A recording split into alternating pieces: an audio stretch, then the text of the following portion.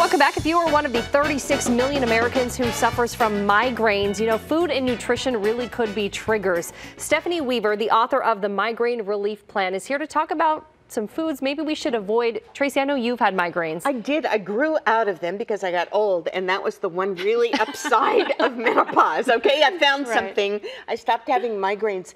But this is such great information because they are debilitating. They are. And if you could do something to stop triggering them, what a blessing. Sure. So what kind of foods are we talking about, Stephanie? So some of the things you want to avoid having in your pantry are things like soy sauce, because soy can be a strong trigger. Plus it's very salty and fermented, and those also are issues. Vegetable oil can be a problem because it's inflammatory. I know, right? So I recommend using extra virgin olive oil or coconut oil instead.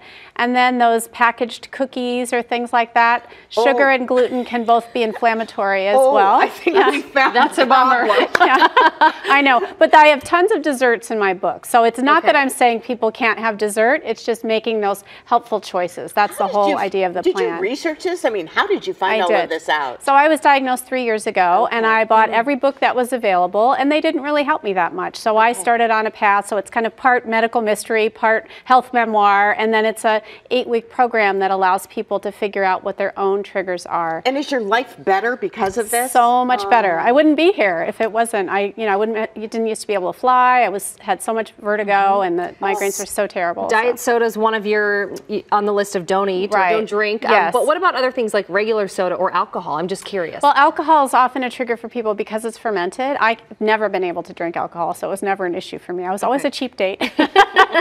But yeah, so I recommend things like herbal tea or infused water, or of course regular water as the beverages on the plan, and also just hydration, because a lot of people will get dehydrated and that can cause a migraine. We're almost thinking of migraines as like an allergy in some ways with these. You're almost allergic to these sensitivities. Absolutely, yeah. And the triggers are cumulative, so the idea with my plan is it gets as many of those out of your life as possible so you can kind of live below your threshold. Then you might be able to have that glass of wine if you want. What did you bring with us? So I brought for you guys to try one of the top recipes from the book. It's creamy Nutella carrot butter, so it's not Nutella. Okay, so there's no nuts in it. No nuts in it. Sweetness in there. Yes, so there's stevia instead of sugar for the sweetness.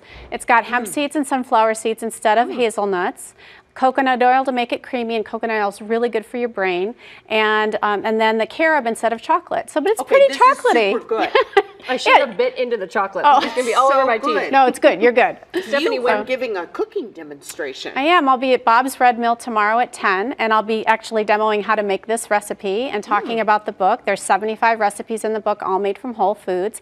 All have been tested by families, so they're family friendly as well. And kids with nut allergies, it's all nut free as well. So there's a lot of people who can use this book. Double benefit. It's low sodium. And Bob's Red Mill is a destination. I know. We love that place. It's so fun. It's one of my favorite places. Stephanie Weaver, thank you so much. Thanks for having me.